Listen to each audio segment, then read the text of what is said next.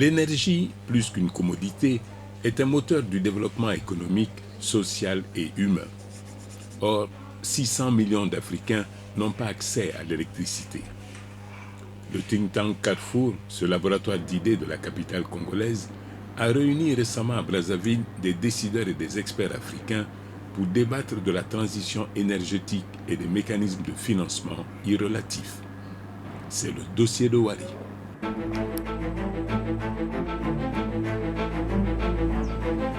« 600 millions d'Africains n'ont pas accès à l'électricité. Une privation qui limite l'accès à l'éducation, à la santé, à l'eau potable, à des moyens de subsistance durables.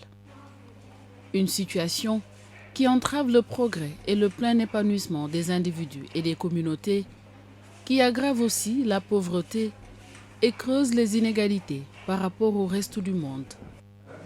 En effet, l'énergie, plus qu'une commodité, est un moteur de développement économique, social et humain.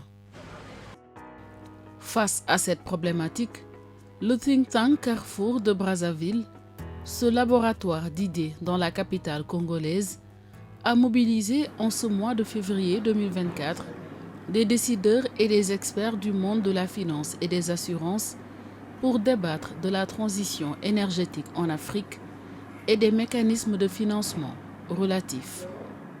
L'Afrique a en urgence besoin de développer ce que moi j'appelle la réflexion stratégique. La réflexion stratégique, c'est celle qui permet de faire les meilleurs choix. Face à l'évolution du monde autour de nous, nous parlons de transition énergétique, nous parlons de changement climatique, nous parlons de développement tout simplement, nous parlons de tout ce que l'Afrique vit encore et qu'elle ne mérite pas de continuer à vivre. 600 millions de personnes qui n'ont pas accès à l'électricité, 900 millions qui n'ont pas accès au gaz propre. Si on devait faire les mêmes statistiques pour le logement social, ainsi de suite, l'Afrique ne mérite pas cela au regard des immenses ressources naturelles qu'elle détient sur son sol, dans son sous-sol, et qui profite à l'ensemble de tous les autres. Et donc, face à cela, vous savez, l'économie mondiale, c'est de la compétition. Aucun investisseur choisisse sur les 5 continents quel continent il vient, puis en Afrique, sur les 53 pays, dans quel pays il va.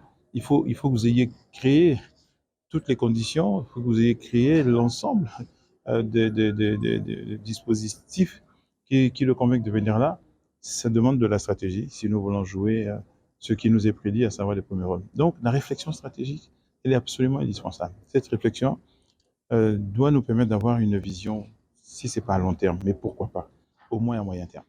Dans l'espace de l'UEMOA, l'Union économique et monétaire ouest-africaine, la BOAD, la Banque ouest-africaine de développement, dont le siège est à Lomé, dans la capitale togolaise, est en charge d'accompagner les 8 États membres de l'Union dans leur programme de développement.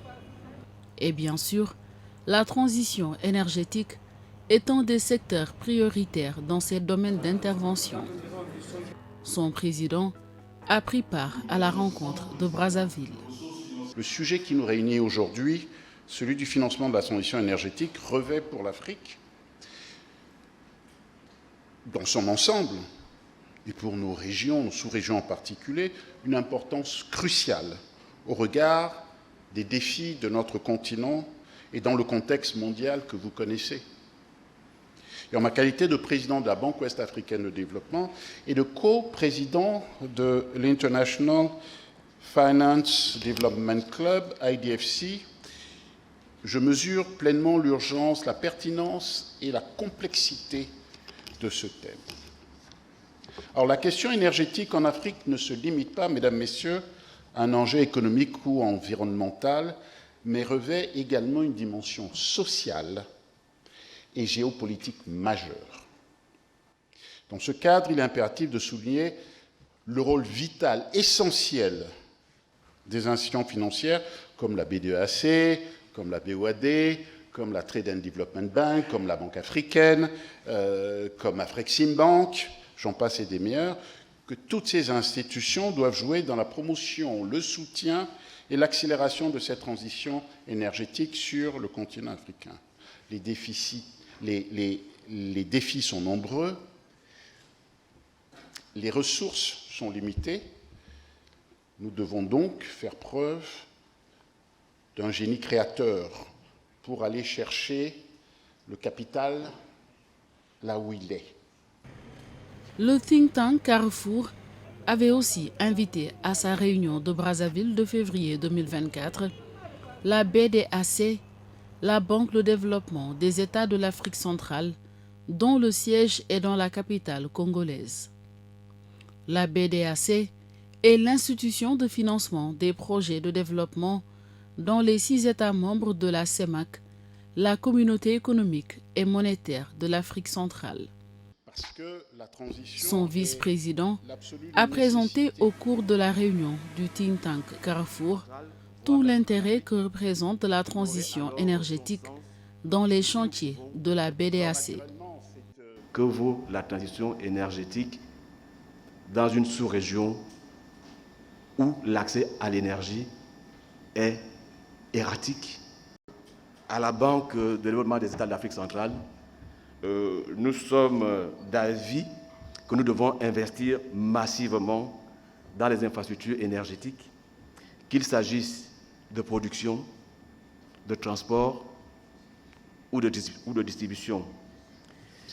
Pour nous, la transition énergétique en Afrique centrale, voire même en Afrique, n'aurait alors son sens que si nous pouvons faire en sorte que les ménages aient une disponibilité d'électricité de façon permanente. La transition énergétique pour la BDAC trouverait sa légitimité si, grâce à nos investissements, les élèves et étudiants de nos villes et de nos campagnes sont de moins en moins nombreux à réviser leurs cours sous les lampadaires publics. La transition énergétique la plus nécessaire pour la BDAC ne pourra intervenir que si nous fournissons à nos mamans et à nos sœurs des sources d'énergie alternatives, fiables, en remplacement ou en substitution du bois de chauffe pour la cuisson de la nourriture. Investissons donc tous azimuts dans les infrastructures énergétiques pour éclairer et industrialiser notre continent. Mais sachons le faire. Faisons-le avec parcimonie. Trouvons les meilleurs mécanismes de financement pour y parvenir. Et faisons-le surtout en pensant aux générations futures. L'Afrique devra s'organiser pour tirer parti des innombrables et précieuses ressources dont elle regorge. Elle devra aussi prendre en main sa destinée énergétique et s'orienter vers des énergies vertes et durables plutôt que compter uniquement sur l'aide internationale. Quel est le droit, quel est l'actif le plus important au monde? L'actif le plus important au monde, celui qui a le plus de valeur au monde. Je vous assure, ce n'est pas l'or. Je vous assure, ce n'est pas le dollar. Je vous assure, ce n'est pas le CFA. L'actif le plus important au monde, c'est le droit de respirer. C'est le droit de respirer. C'est l'actif le plus cher au monde. Ou je vais le dire différemment, ça devrait être l'actif le plus cher au monde. Qu'est-ce qui est plus cher? Le droit de respirer ou les droits de tirage spéciaux? C'est la question. On s'est battu, vous le savez, Monsieur le ministre, sur cette question des droits de tirage spéciaux. Mais en réalité, le droit le plus important, c'est le droit de respirer. Quels sont les endroits au monde qui permettent aujourd'hui au monde de respirer? Vous le disiez, Monsieur le ministre. La première ou la deuxième zone. L'Amazonie, bien évidemment, même si l'ancien président a tout de même fait beaucoup de bêtises. Mais la deuxième zone ou la première zone, c'est ici. C'est ici. Quelqu'un a-t-il un jour valorisé le droit de respirer? Si on devait valoriser le droit de respirer, si nous avions un droit, non pas de tirage spécial, mais un droit spécial de respirer, la première puissance au monde serait le Congo.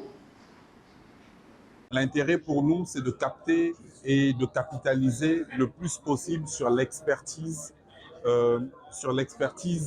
de ce géant de la finance. Il n'était pas possible pour nous de pouvoir ne pas être présent au rendez-vous parce que ce qui manque le plus chez nous, on ne l'a pas autant entendu, mais la notion d'expertise est vraiment un gap auquel nous sommes confrontés et participer à ces moments nous permet de découvrir des techniques innovantes de financement. Là, par exemple, il a parlé de titrisation. Oui, c'est un projet sur lequel on travaille, mais il a révélé un aspect de la titrisation sur lequel nous n'avions pas le regard. Le think tank Carrefour de Brazzaville a été créé en 2016 afin de participer aux débats et réflexions sur les thématiques qui touchent l'Afrique.